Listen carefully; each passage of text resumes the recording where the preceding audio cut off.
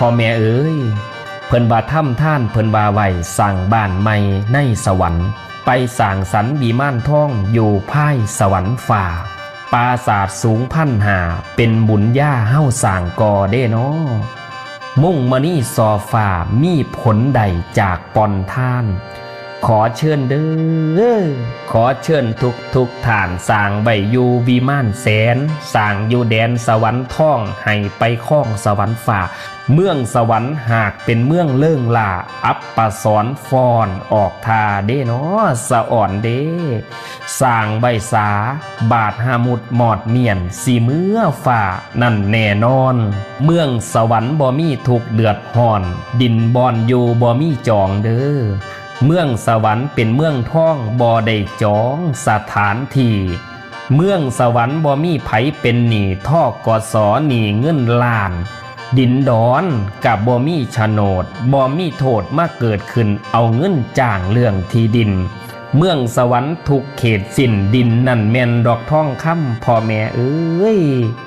บ่มีกินบ่มีดินมาแกมล้วนแต่ทองคำล้วนขอเชิญชวนฝูงเจ้าให้ทำทานดอกโปรยวานน้ำกันเด้อ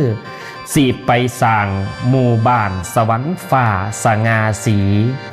จงทำท่านเถิดน้องพี่ทำให้ทีเรื่องกองบุญจงลงทุนพ่อสมควรสร้างก่อแป้งดอกเมืองบาน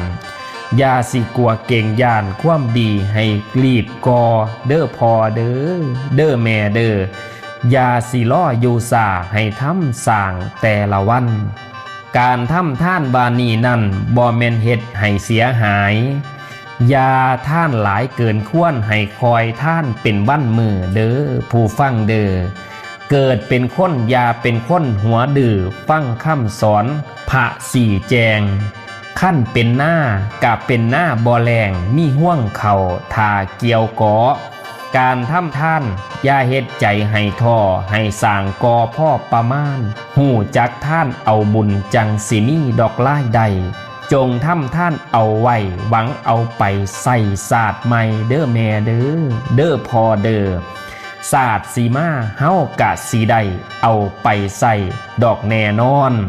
ไผทำบุญสิบ่เกิดเดือดร้อนสิไปบอนแดนสวงพุ่นแล้วบุญสีน้ำมากข่วงไปอยู่เมืองสวรรค์พุ่น